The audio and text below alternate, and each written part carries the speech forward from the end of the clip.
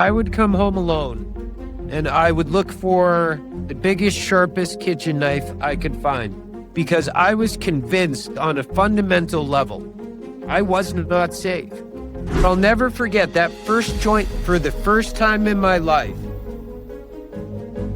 It felt like I could exhale. For the first time in my life, I didn't feel scared. All you had to do was pop this pill in your mouth. It was like finding God. I parked about a block away and I walked into Bank of America and I robbed the bank. I could just turn on all the gas, close all the windows, seal up all the cracks, just go to sleep and not wake up. If I don't change, this is as good as it's going to get, and it could get worse. You're listening to the Begin Again podcast, where real stories of addiction, recovery, and transformation take center stage. I'm Gary Menkes, and each week we bring you honest conversations with people who chose to stop surviving, start living. These are the stories that remind us healing is possible. No matter where you've been or what you've faced, it's never too late to take your power back. Thanks for being here. Let's begin again. Welcome back to the Begin Again podcast, where we share our stories of those of us who have transformed our lives in sobriety, a community of incredible comeback stories, and all the beauty and potential that lies on the other side of alcoholism and addiction. With us tonight, he's a licensed alcohol and drug counselor in the Waltham, Boston, Mass area. He's founder of JBJ Counseling and believes that healing is a personal journey that he wants to help you navigate. He is Joshuaua Bennett-Johnson. Joshua, welcome to the show. Gary, thank you for having me. I'm glad to be on the show. I'm glad you're here too. We were just wrapping it up really well. I wanted to get going here. Tell us, how did we get here, bud? Oh man, it is a long and sordid tale. So I'm going to give you the abridged version. So my dad was someone who had a severe alcohol use disorder. And when he was married to my mom, I have no recollection of them being married. He was never physically abusive, but he was a heavy drinker and he was a bully. And she was his punching bag, his metaphorical punching bag. So he would take out all his anger and all his frustrations and all his sadness and all his trauma in the form of loud yelling and throwing stuff around the kitchen and just making a lot of noise and just like giving her the business. And my mom, God bless her, she is like an earth angel. She is one of the most empathetic people I have ever met in my life. And she would just like sit there and take it. She wouldn't yell back at him, but she reached her breaking point within a couple years and she kicked him to the curb. And he begged her for the better part of a year and a half. He had lost his job. He was still drinking at this time. This is before he found AA. That's where he got sober. The good news is he's been sober now for about 40 years. Amazing. 40 years, right? So I give him a lot of credit for the work that he put into his sobriety. But my mother, she had just had enough. She had enough. And what's interesting about that story is after she kicked him to the curb, I have an older sister who's 2 years older. So it's just the two of us.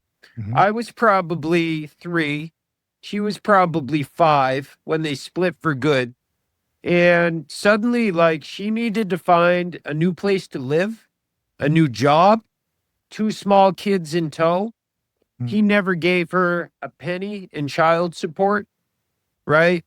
He didn't have a penny to give her because he was unemployed. And eventually what happened is when he went and sobered up, he went and he found himself his shiny new family. And he met this very successful woman. And she had a son from a previous marriage. And they moved out to a very wealthy suburb in the Boston area. And my mom did the brunt of the heavy lifting when it comes to like raising 2 young children. Single mom. We were poor. I mean, we were like right on the cusp of poverty, right? Like we were probably a paycheck away from ending up in like a shelter. But what my mom did is she protected my sister and I from that knowledge. We never knew we were poor, right? We never knew we were poor. But what we were, and this is back in the 80s, we were unsupervised kids. Right. There was no money for babysitters. There were not great options for after school programs back in the 80s. And so I was one of these like latchkey kids that you hear about. I had a key to my house when I was 7 years old. And sometimes, so my sister and I, we were always very close. We'd watch out for each other. And typically after school, we'd come home together. But sometimes my sister would go off with her older friends and I'd have to come home alone. Right. And I look back now, and at 7 or 8 years old, when I would come home alone, the first thing I would do is I would go to the kitchen and I would look for the biggest, sharpest kitchen knife I could find, because I was convinced, like on a fundamental level, not on a conscious level, I knew there was no grown up there. I was not safe. And I was convinced that there was like an intruder in the house, ready to burst out of the closet or from under a bed or from behind the shower curtain and abduct me, kidnap me, hurt me, kill me, whatever it might be. And so what I would do is I would walk around the house terrified with this knife, and I would search every inch of that house until I knew that house was clear. And then I'd put the knife away and I'd get myself a snack and I'd watch cartoons and everything was fine. But everything wasn't fine.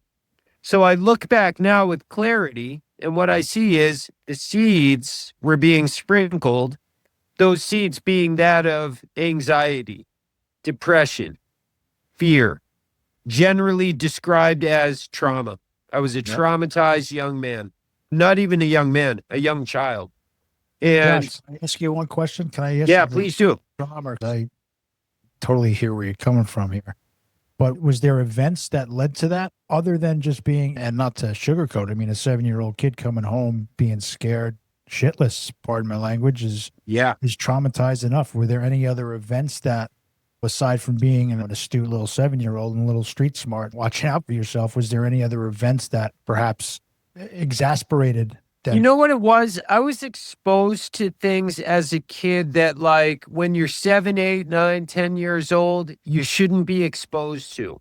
So my mother was like a hippie activist, and her parenting approach was, we didn't have a lot of boundaries. We didn't have a lot of rules. We didn't have a lot of discipline. And she was never in another relationship with a man ever again after she divorced my dad. And she became this career woman, right?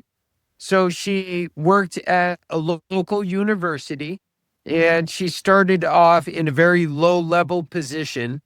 She worked there for 40 years, and she retired as the assistant provost of the university, one of the highest positions that you can attain. And it's not because she had the most fancy degree. It's not because she was the most credentialed. It was because of like sheer hard work. Like she married her career.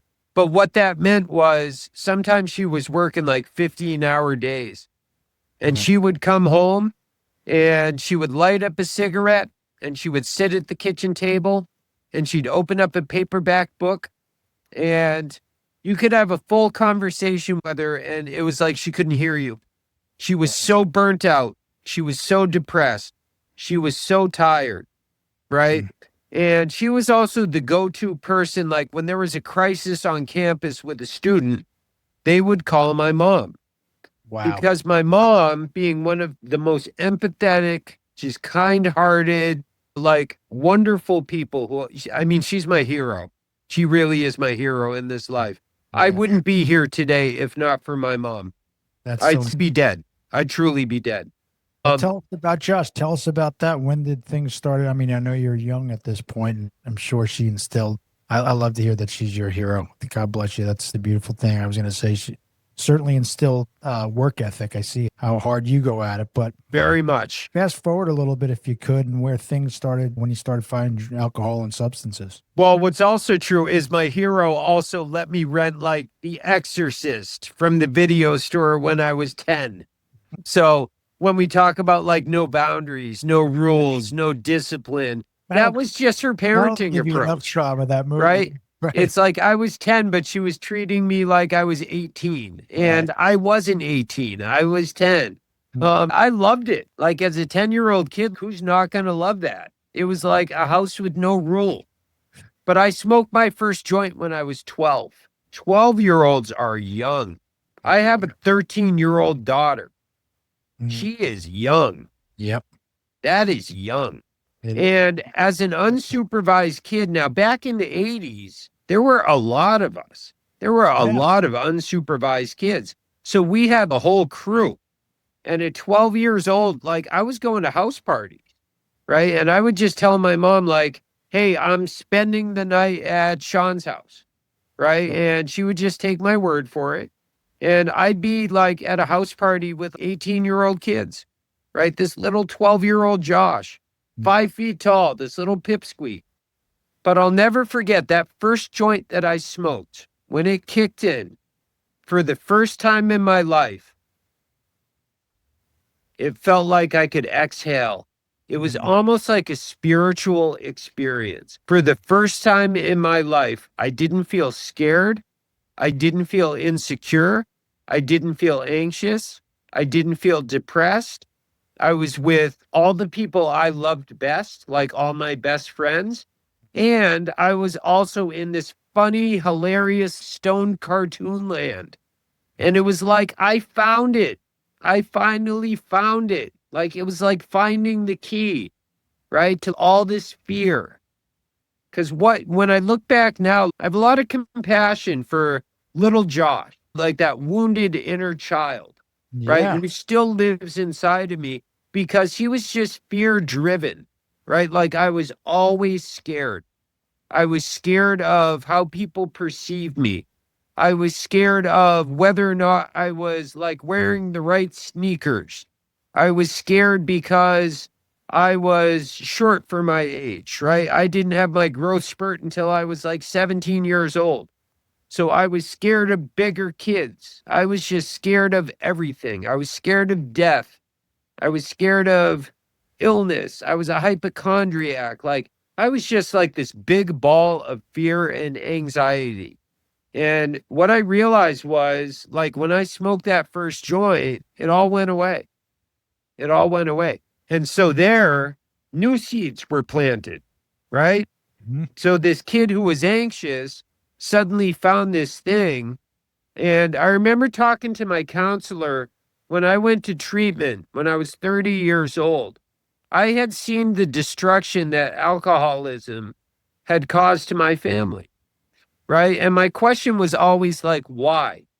Why did I choose the path of substance use and alcohol use? And you know what he told me?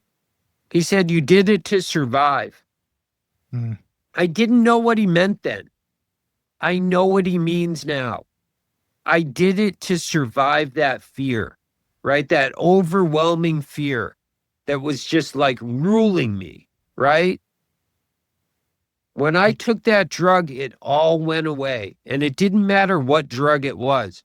So it progressed from there. So from like pot, you know, I moved on to mushrooms and psychedelics, and then I discovered ecstasy, and then it was like cocaine and prescription pills.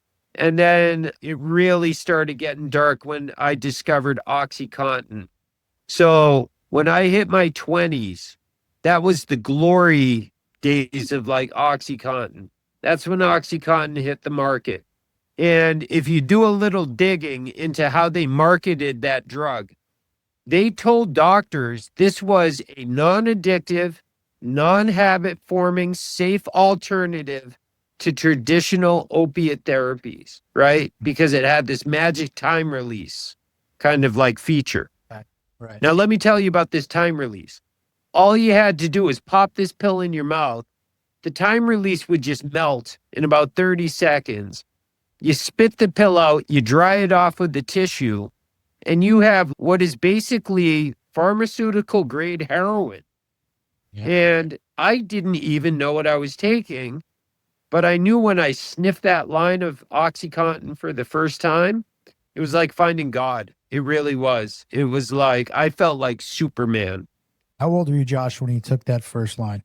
I was 19 years old. 19 years old. 19 years old. Did you So grow from up 19 Milwaukee? until 29, that was my relationship with OxyContin. And boy, did it progress fast. You know, And so Josh, you're in this is still where you grew up, which is around the same area you are now. yep, this is in Waltham. So Okay. this is in my home city. And back then, like during the early 2000s, everyone had them. I mean, everyone had them. And most of the people who had them, who I got them from, they're not here anymore. You know, it's like they moved on to heroin, right? And they became intravenous drug users. And I thank the Lord every single day. I'm terrified of needles. I'm the type of guy who, like, if I have to get a blood test, if I'm not looking away and like holding someone's hand, I might faint, right? Like if a needle goes into my vein, I'm like on the verge of panic attack, right? So like I never became an intravenous drug user. And I thank God for that because the friends of mine who did, it's almost like the needle unto itself was like an addiction unto itself. And they weren't just shooting OxyContin, they were shooting everything. And that lifestyle led to bacterial blood infections, endocarditis, certainly, you know, unintentional overdoses. I'm 45 years old now. I know more than, I think at last count, 57 people who have died in my lifetime. People who I knew. All from your area? Yeah. People who I grew up with. 57. Listen to that one, folks. 57. I'm only 45 years old. I should not know 57 people who, most of them, never lived to see the age of 30. Like they never made it to 30 years old because OxyContin was expensive. Heroin wasn't. Right. And when they switched to heroin and then they started injecting heroin, it was like game over. Game over.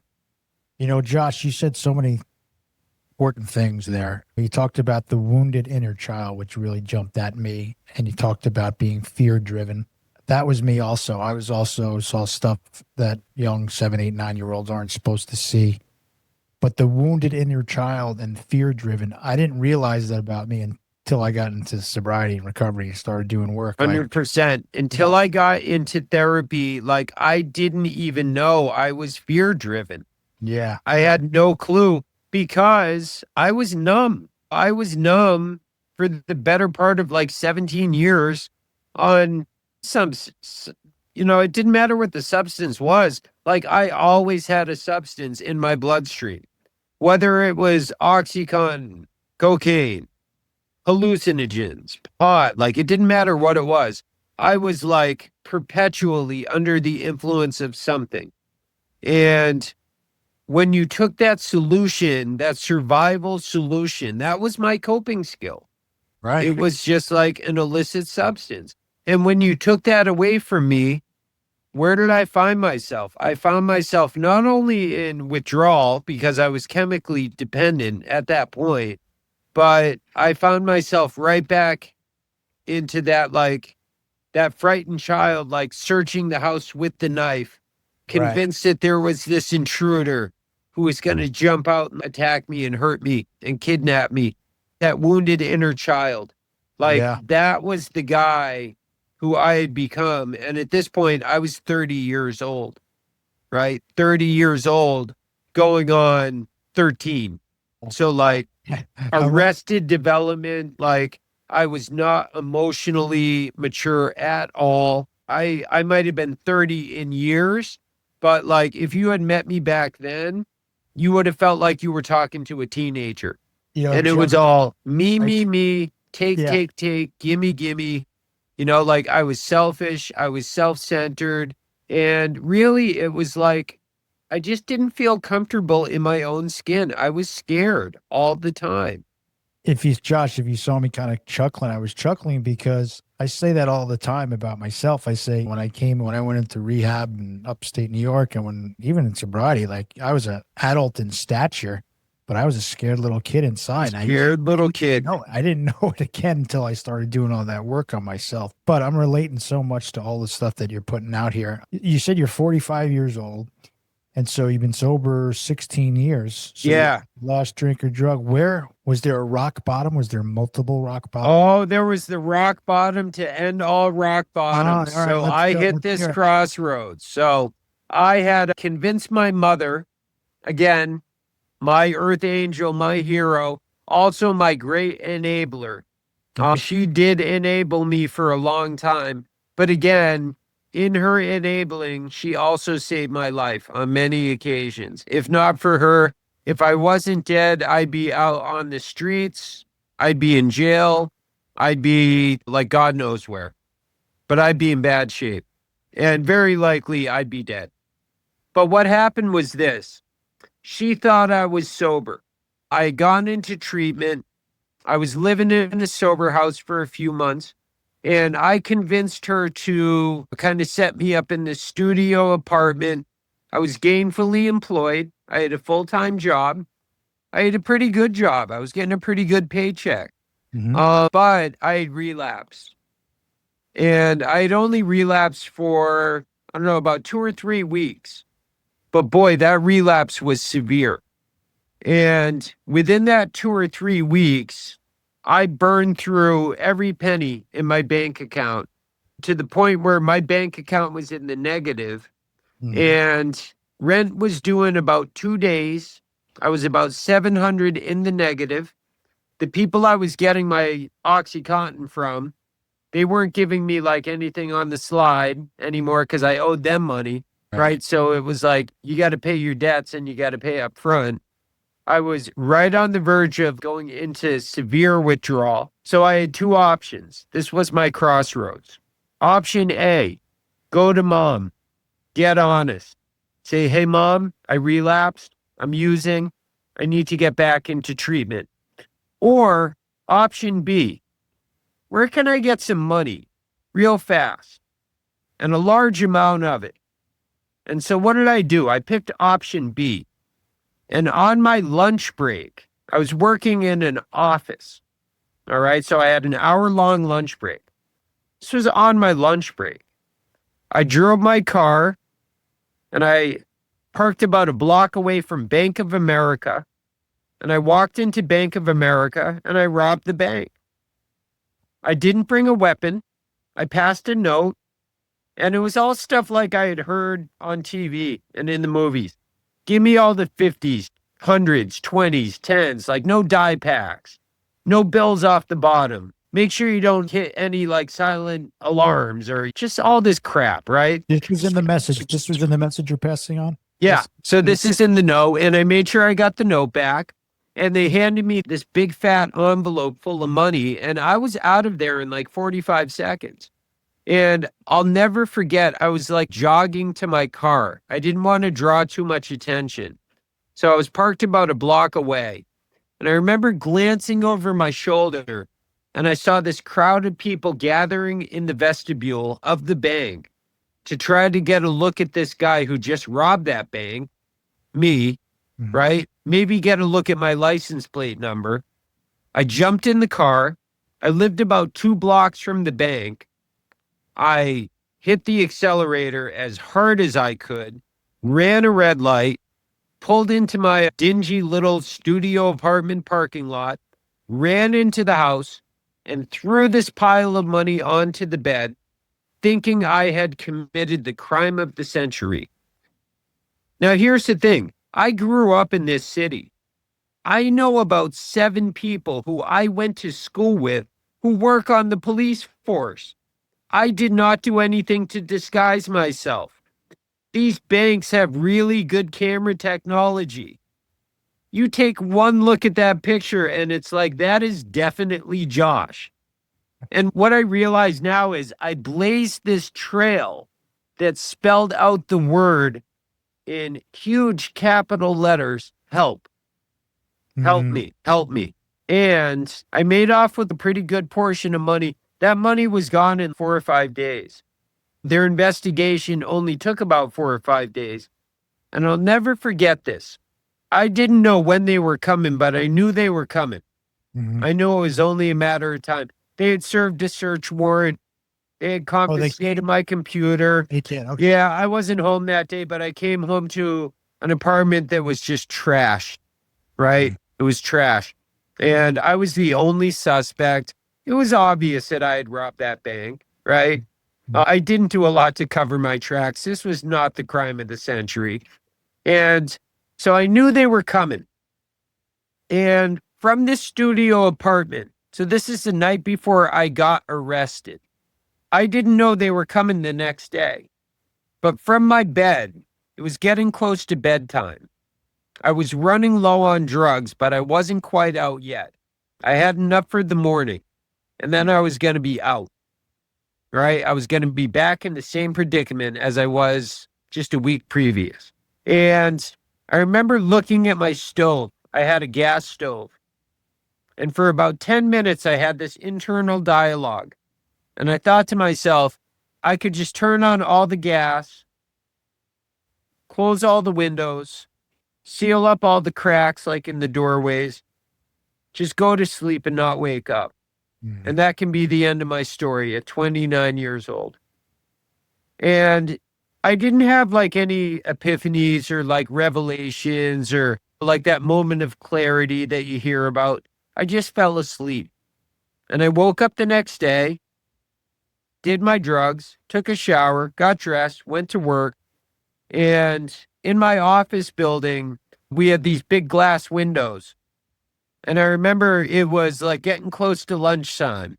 And I glanced over my shoulder and I saw 3 detectives walking up the stairs. And I was like, here it comes. And what's funny about that? So that first time I smoked that joint, I told you I felt like this immense sense of relief. I felt the same feeling. Amazing. I felt the same feeling.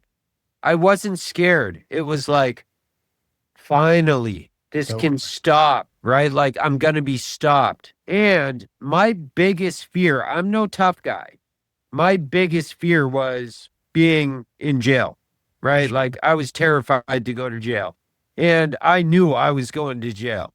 And I knew I was probably going to be locked up for a pretty significant portion of time. And I got lucky. They ended up detaining me essentially. And I pled no contest. They held me for about 8 months. But when I was in jail, like I had to fight some guys who were twice my size. And it's like, you have to fight when you're in there. You have to do it just to kind of show people that you're not a coward. You got to go in there and take your lumps. And so sometimes when mom would come visit me, like I'd have a black eye. And she'd say, who did this to you? You weren't allowed to talk about that. Can't talk about that in the visiting room. We don't talk about who beat us up. Oh, I got elbowed. I was playing basketball. Someone elbowed me in the face. It was an accident. But it was a scary experience. I remember the day after I got arrested, my mom was taking a vacation to Paris. So that's her favorite city in the world. She goes there twice a year. I can only imagine that was not one of her better trips to Paris. Yeah. When she got home from Paris, she came to visit me first thing. And I was in the worst withdrawals of my life. My habit at that time was like hundreds and hundreds of milligrams. I had never been so sick and terrified and just, like contemplating suicide. It was a really dark time.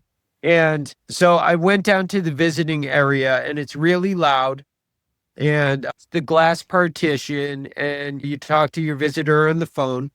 And I'll never forget, I walked in there with my head down. And when I looked up at my mother, she was smiling.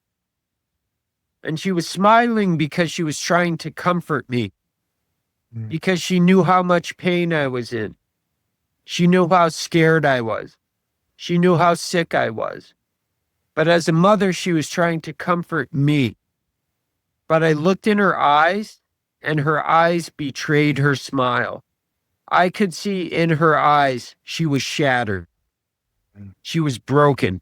And I'm not a religious man, but I'll tell you what, after that visit, I went back to my cell and I had this internal conversation with myself. And I said, I don't know when I'm getting out of here, but when I do, if I don't start really taking this seriously and changing everything, because for a long time, I was trying to get better. I was bouncing in and out of treatment, living in sober houses, going to detox, 1 month programs, 3 month programs. I always had 1 foot in, 1 foot out. I was just like perpetually ambivalent. But I made a pact with myself. And I said, when I get out of here, I don't care how stupid the suggestion is. I'm going to follow that suggestion. I'm going to keep my mouth shut. I'm going to keep my ears open. I'm going to do whatever I am told. And I'm going to start taking this thing seriously, because if I don't change, this is as good as it's going to get, and it could get worse. So you had that moment, you saw it in your mom's eyes and she was broken. And so that, in a way, it seems like That was the game changer. that was the game changer. You saw, look in your mom's eyes. And so how much longer were you in prison or in jail at this point from now? And where did you go? And this is obviously because your sober day, where this is on your sober day. Where did you go from here? And how did you start turning your life around? Yeah, so they held on to me in detainment in the old Cambridge jail for I think it was about 8 months.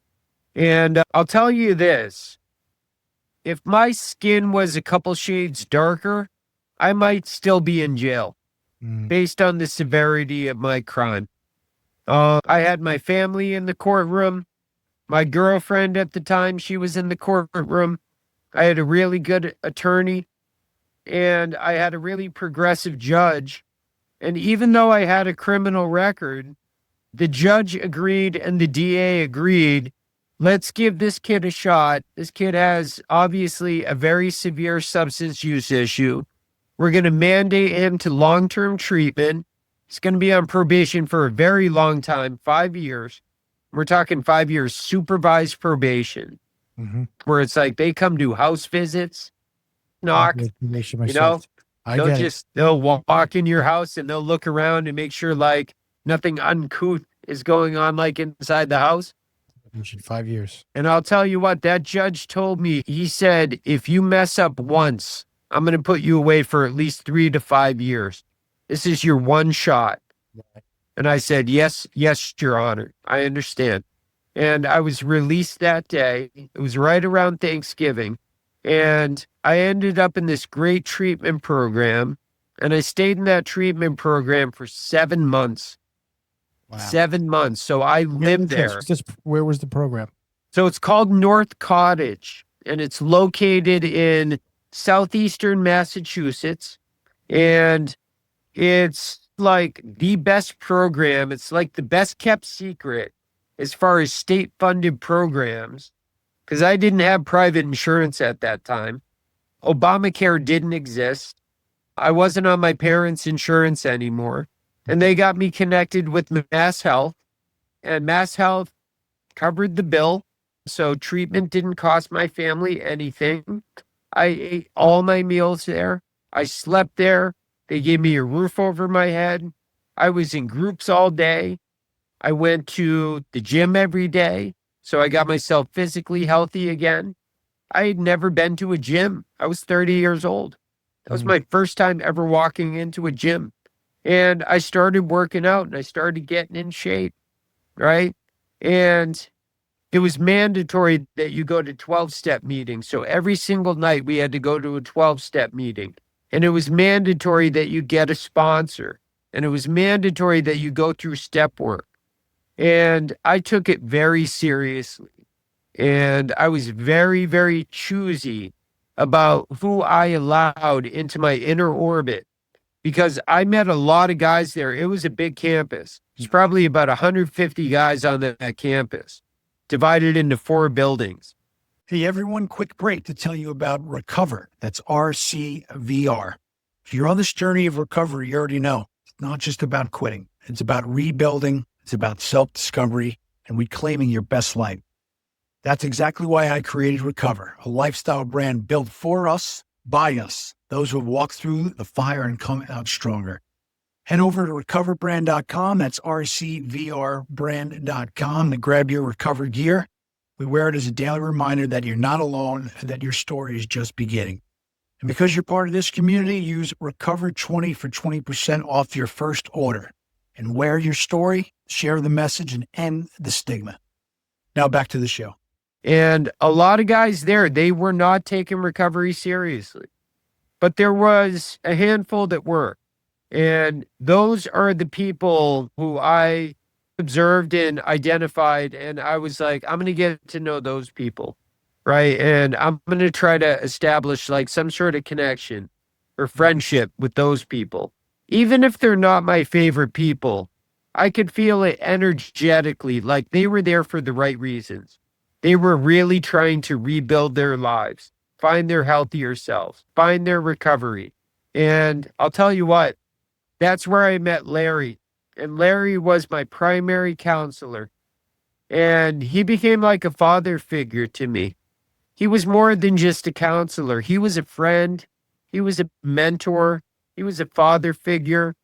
Sadly, he passed away several years ago from prostate cancer.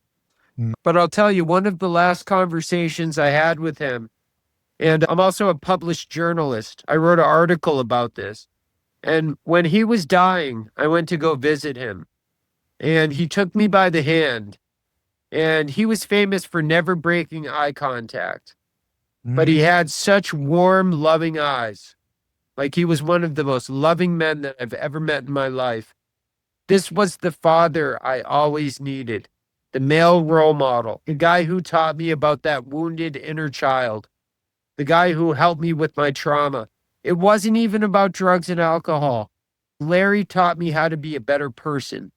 How to be a man. And what he told me during our last conversation together, he said, Josh, you need to know something. This world has been around a lot longer than you. It's been around a lot longer than me. It doesn't owe you anything. If you want it, whatever it is, the good enough life, a family, a career, right? Doesn't matter what it is. If you want it, you got to go out and you got to look for it. You got to ask for it. You got to work for it. You got to earn it. You got to sweat for it. You got to bleed for it. You got to let people into your life to help you try to attain it or achieve it. And there's no guarantee you're going to get it. But if you sit around waiting for it to come to you, you're going to be waiting forever. And life is going to pass you by. And that is the road back to relapse. And it was one of the most powerful things I ever heard. Sage advice. That is powerful. Sage advice. I mean, that's when I think about Larry, Larry created this legacy of like eternal life. And what I mean by that is he taught me things that like I pass on to my daughter, right? And if she ever has children, she's going to pass them on to her children. And they'll pass them on to theirs. And he helped hundreds of men throughout his career. He did that work for about 30, 40 years, working as a substance abuse counselor. And he was always the one pushing me to go into human services. I didn't want to be a counselor. I wanted to be a New York Times best-selling author, right? Good. And then I met a woman, and then we got pregnant. And then I suddenly realized, like, oh, shit, I'm a felon. And if you want to be a bestseller, you can't fill out an application. I need a real job.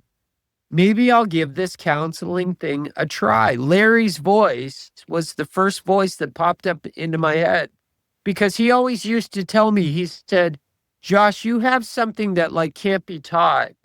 And I really think you could help a lot of people if you go into human services.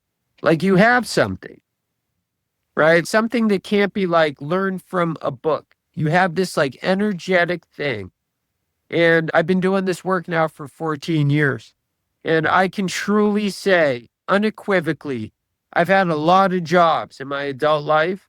This is the only job I look forward to coming in every single day. No 2 days are the same. I love all of my clients, even when they're being completely unlovable. They are the experts in the room. I defer to them, right? I see myself as like their helper. They drive, I ride shotgun, and I really uphold their autonomy. And I say, what do you want your recovery to look like? And let me help you design it. And if they come up with a terrible plan, I'm not afraid to challenge them on that plan. But if they're committed to that plan, let's figure out how to put some safeguards in place and try to make this plan work. But can we also come up with a plan B? Maybe even a plan C. If plan A doesn't work, right? Can we at least entertain the idea of a plan B? Most of my clients are pretty receptive to that. So I had this 19-year-old kid, and he was court mandated to see me. And he gave me this great nickname. He called me the casual counselor. And he said, I'll never forget the first day he came into my office. He barely spoke a word to me. He dapped me up. He gave me a fist bump. And he was looking around my office and he's like, are you really a therapist? And I was like, last I checked, yeah. Why do you ask? And he's like, don't take offense to this, man, but this doesn't look like a therapist's office. He's like, this looks like an opium den.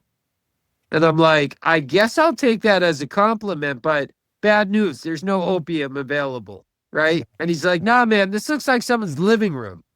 And what he saw in me was like a guy who wears like a t-shirt and jeans. Like, you'll never catch me in a suit and tie. And he had worked with a lot of treaters since he was like 12 years old. He could never relate to any of them because they were the suit and tie guys. They were sitting behind desks. They were taking notes. And they were always asking him, how does that make you feel? How does that make you feel? How does that make you feel? How does that make you feel? He would never open up to them. And for the first 2 sessions, he was mandated to see me, I think it was 7 times. For the first 2 sessions, all we talked about was skateboarding, graffiti, BMX biking, music, art, culture. This kid was a poet. He was a very talented artist. He loved street art. He took like photos of abandoned buildings. Really cool creative spirit, like a misfit, right? He didn't even have a substance use disorder. He was just like a typical teen misfit. Mm-hmm. But I'll tell you what, man, those last 5 sessions, when I say he opened up, he erupted like a volcano. And he shared all of it. Mm-hmm. All the trauma came out. Mm-hmm. And on the last day he saw me, he said, yo, Josh, you're not like any other treater I ever worked with. You know who you are? I figured it out. You're the casual counselor. And I was like, I kind of like that. It's got a nice ring to it. You mind if I use that? And he was like, yeah, man, you're the casual counselor.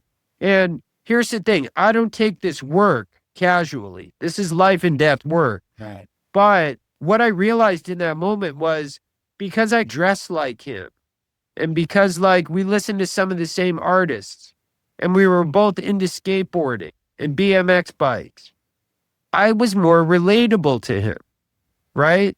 And it made him unafraid to open up and share the real shit, right? Like the pain, that wounded inner child inside of him. And he told me on that last session, he said, I've worked with a lot of treaters. I've never shared with any of them all that stuff I shared with you. And I said, how come? And he said, look around, man. It's your office. There's no diplomas hanging on the wall. Like, you got pictures of rock stars. You got like all this cool ass artwork. And he actually drew me a picture and asked if he could hang it on my big bulletin board as a parting gift. Yeah. And man, I welled up. Like I got choked up. I was able to hold back those tears. But it's a beautiful picture. It's this picture of a man. And if you look in this man's eyes, it's like you can tell he has a lot to say, but he's got a finger to his lips. You know, Wow. he's like, I'm not going to share this with just anyone. He's like, Yeah. I got a lot going on in here. I'm not just going to open up and tell anyone what I have to share. But this guy felt safe doing it with me. And what I realized was it's just as important to be relatable and to kind of like create this level playing field by being this casual counselor, especially with the younger clients that I work with. They don't feel intimidated by me. I'm not Right. sitting in a seat of power. I create like this level playing field where they feel seen, they feel heard. And they also see this guy who's wearing like, I don't know if you can see my t-shirt right now. I'm wearing a Nirvana t-shirt. And it's like they've all heard Nirvana, right? A lot of them love Nirvana. And it's like I'm the first therapist they've ever met like wearing a Nirvana t-shirt. I guarantee you that. That's so cool. Yeah. And so that's where I found my niche. And Let me I ask have you, found it to be a really sustainable niche for these last 6 years in private practice. or that's what I was going to ask you. I was going to ask you, how long ago did this, because you had this epiphany about how you help people, right? I mean, Yeah. Larry saw it. Larry saw it in you. He knew that you can help people. And then you had this epiphany of how you can help people. Yeah. And so that was 6 years ago. And are you still in touch with this guy? No, so it was 14 years ago because I've been in the field for 14 years and it was an internship. So I got placed in this clinic and it was the best clinic in Metro Boston. It was called Right Turn. It doesn't exist anymore, sadly. Okay. It turned into this like generic like cash grab operation. Some Right. CEO came in and just tried to like milk insurance companies. But before that happened, it was a private pay program. And our niche was like we worked with creative people. So we worked with like musicians and writers and artists. And into the curriculum of the day program, we did art therapy. We did creative writing. We did psychodrama. We did drum circles. We have an open mic night on Thursday nights where people could come in and do like slam poetry or bring an acoustic guitar and sing a song they wrote. And it was such a special place. And for 7 years, it was like that clinical team, we were like the Avengers. We really were. It was like the best clinical team ever assembled. And I learned so much from my colleagues. But I will say this, the people, I've had some great mentors and some great colleagues doing this work. But the people who I learned the most from, my clients, because everyone has a unique journey, right? No two journeys are the same. There's a lot of similarities in how people get better, but my clinical director, who's still my supervisor, she puts it best. She says, if there was one way to get better, there'd be one book. There's thousands of books, right? That's right. And there's going to be thousands more written. And what I tell my clients is like, you're writing your own book, right? What works for me might not work for you. Let's find out what works for you, right? You are the expert in the room. I am not the expert. I don't know how you're going to get better, but I'm here for it. I'm here for it. Like, I'm going to love you through this process. And even if you don't believe in yourself, I believe in you.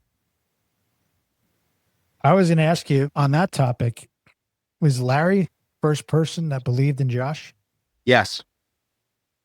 And I had gone through 11 different therapists. Larry was number 12. And after Larry, luckily, number 13, I still meet with her weekly. That's amazing. Yeah. And I don't think I'll ever stop working with her. So Josh, you're in this clinic, you have plenty of mentors, you're having epiphanies that you're really starting to reach people. You have people believing in you. When do you branch out to and create JBJ on your own? JBJ Counseling. So once that CEO showed up, so what happened was the owner of Right Turn, thank God he survived, but he had a brain aneurysm one day. And he had it like at the office. So my clinical director, I got a phone call from her one day, and she said, "Can you go check on him? He thinks he's having a stroke." And I ran up to his office with a colleague, and he was a whiter shade of pale, and he's like down on one knee. And so we call the ambulance, right? He gets rushed off to the hospital. Again, luckily he survived, right? But he had to have like brain surgery. They put a stent in. But what we found out was the infrastructure of the business, he had been mismanaging it for many, many years. And even though we had a full census, we were barely making payroll, like barely making payroll. We were operating in the red. We weren't even in the black. We were in the red. And suddenly this woman shows up, and she has no background in human services, right? She's like a corporate CEO type. And she comes into our staff meeting and she introduces herself, and she says, "The only reason this place is still standing is because of the great clinical work that you guys do. I'm not going to get in your way. I'm going to come here. I'm going to do fundraising. I'm going to fix the infrastructure. I'm going to hire all the right people, all the right bookkeepers, blah, blah, blah." 2 days later, she fired the clinical director. 2 days after that, she fired the second in command. 2 days after that, she fired someone else. She scorched the earth, right? And she wanted to do more with less, right? And the reason she fired the clinical director was she was getting a good paycheck, right? Like that ate up a lot of the budget, right? And what she did was she started hiring like these people who just weren't a great fit for the culture of that program. And she abandoned like this creative element and this creative culture that made us so special, and just turned it into one of these like generic, privately owned, for-profit treatment programs that went through, I think it was 6 clinical directors in 4 years before they finally shut their doors and went broke. And it's a shame.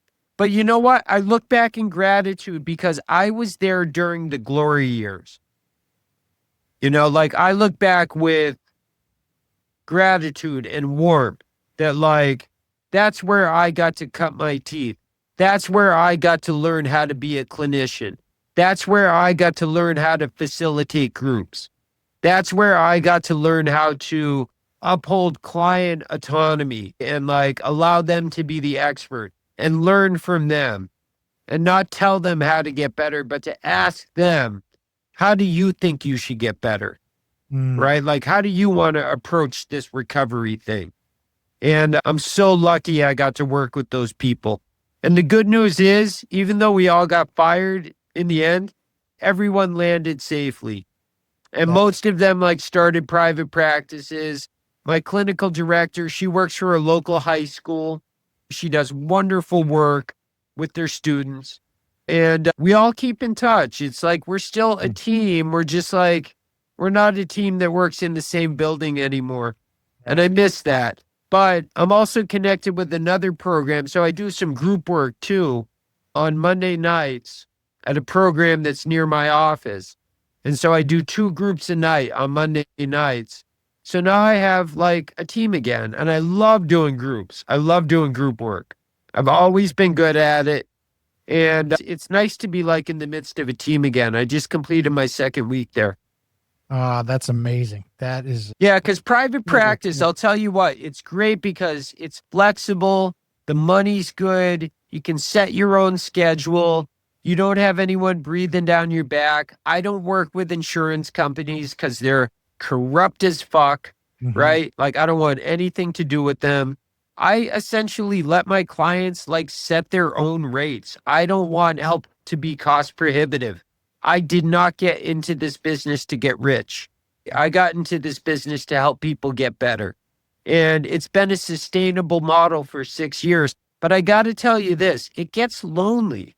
You know, it gets lonely being the only clinician. I'm talking to people who I love all week, every week, but I don't have a team. I don't have other clinicians who I can just like talk about life with, talk about my family with, talk about weekend plans with. right? Because I can't do that with my clients. I don't share about like my personal life. No, you can't do that. No, that makes sense. And so I really miss that. So I'm really happy that this great program just down the road, That they should took a help, right? flyer on me. Yeah. And now I'm doing a couple groups a week there and putting a lot of emphasis and effort into like networking and reaching out to people, including you, and like Absolutely. publishing articles and like trying to get on podcasts and just letting people know I might be a little unconventional when you compare me to my peers, but it's not a story of like better or worse. It's just different. I take a different approach, but the approach that I take, here's the good news. I've worked with hundreds of people by a huge margin, and I mean huge. Mm. I have seen more people get better, stay better, and build beautiful lives and maintain those beautiful lives than not. You know what? That's what we're all after, bud. God You bless. bet. That's a win. Because at the end of the day, you said it, there's a million different ways to get here. I say it all the time. I don't care how you get here. If you need to get here, Absolutely. bless you. I'm glad you're here. People ask me how I got it. People know my story, but that's just one route. I love your route. I love all that you're doing. You're helping people. You can't deny that. I mean, And I'll tell you what, you can't put a price on that either. No, I got you a can't. text just this last Christmas from a family who I hadn't talked to in like 5 or 6 years.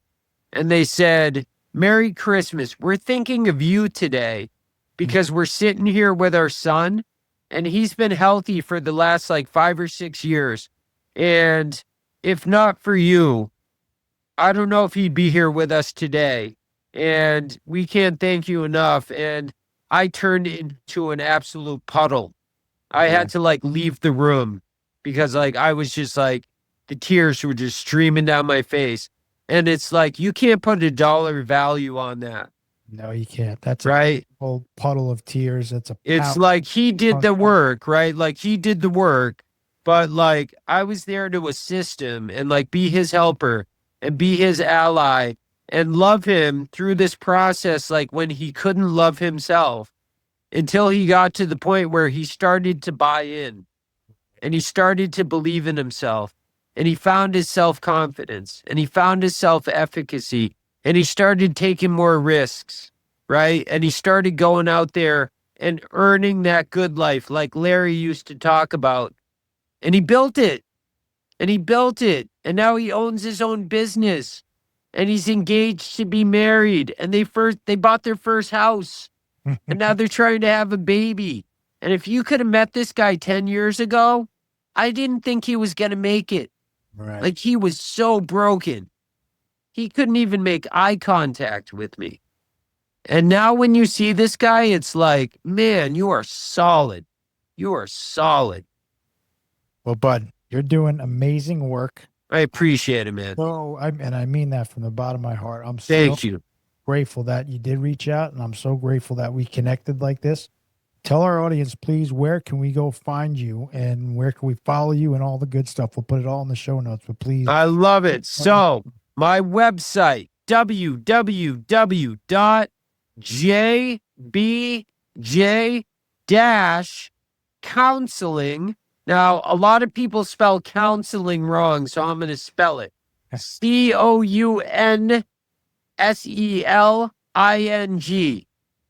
COUNSELING.com. So jbj-counseling.com. Mhm. And I put a lot of reels up on my Instagram. That's my more popular kind of like social media account. Okay. I have about like 5,000 followers. And I just talk about all things recovery. And that is JBJ_counseling_. Love it. Go give him a follow. Go check out his website. Reach out to him. I know he's got private free consultations to start. I saw on your website. Sure do. He's helping a lot of people. Last question before I let you go, bud. What's the one piece of advice if you bump into young Josh 15, 16 years ago? What's your one piece of advice if you bump into your old self today? It's funny you asked that question because I actually made a reel about this like just a few days ago. I would tell him, avoid the OxyContin. But I would also tell him that It's okay to be scared, right? Like, you are not just a story of your fear, and it's okay to tell people that you're afraid. Because I'll tell you what, my pride as this emerging man got in the way for so long, where I grew up in an age where it's like, as a young man, like, you couldn't say you were scared, right? You'd be outcasted, you'd be shunned, even by your own friend group. Mm-hmm. And there's this great acronym for pride. There's so many acronyms in the recovery world, but the one for pride is my favorite. Primary reason I died early. Ooh, baby, that's a heavy one. Primary reason I died early. And my pride was, I knew in my heart that I was not okay. But when people asked me how I was doing, and they could feel like I wasn't doing okay, what would I always tell them? Like, I'm good. I'm good. I got this. I got this. I'll kick tomorrow. I'll kick next week. Like, I'm going to handle this. I'm just not ready today. And I kept moving the goalposts, moving the goalposts. And eventually the goalposts, where'd they lead me? I robbed a bank in my hometown. By the way, you're the first bank robber on the show, so I'm glad it's you. I'm a pioneer. I'm a pilgrim. Go give Josh a follow, everybody. Go check out his website. Go give him a follow on Instagram. Josh, it's been a pleasure having you. We're going to have to do this again in the future, near future. I would love it, man. I would love it. And great to kind of put a voice and a human to the face, right? Because I've seen your picture, but I've never heard your voice. And I love repping you on my website because I really believe stigma kills. Like with other disorders and other illnesses, we don't push people into the shadows and into abandoned buildings and into dark alleyways. Why do we do that with the tens of millions of people who suffer with like substance use disorders, alcohol use disorders, mental health disorders, right? We take this punitive approach, and really what they need. My clinical director, I'll never forget this, on my third day of my internship, she said, you want to know a secret? You want to know how people really get better? It's when you treat them with love, right? It's when you treat them with love. It's when, instead of like pushing them away, you embrace them. You bring them into the community. You don't push them out of the community. And I have found that to be true. Well, on that note, I'm going to leave with one last line, is because one of the taglines for the brand is, I don't want to lessen the stigma. I want to eliminate the stigma. That's right. And we need to. We need, because stigma kills, man. Stigma kills, right? And it's like, these are our coworkers. They're our siblings. They are our neighbors, right? These are like our community members. They need us. And even if they're acting like unlovable, like that's when they need the most love, right? Love it. It's when they need the most love. And it's like, it's hard to do that. But I'll tell you what, like when you show them love, even if it makes them cringe a little bit, believe me, it gets in there, right? And when they start to buy in, that's when you start to see the shift. And that's when they begin treating themselves like, maybe I can do this. Maybe I can do this recovery thing. Maybe I am worth it. Maybe I'm not such a piece of shit. That's right. Well, Bud, listen, keep sharing that love, keep showing that love, and keep helping people. Thanks for being here tonight, Josh. God bless. Back at you, my man. Good to know you, Gary. Right back at you, brother. Thank you for listening to the Begin Again podcast. If today's story moved you, inspired you, and led you to healing is possible, I'd love for you to share it. Subscribe, leave a review, and help us spread the message that no one is too far gone to begin again. And if you're ready to wear your recovery with pride, visit us at recoverbrand.com. That's RCVR Brand.com. And until next time, take your power back.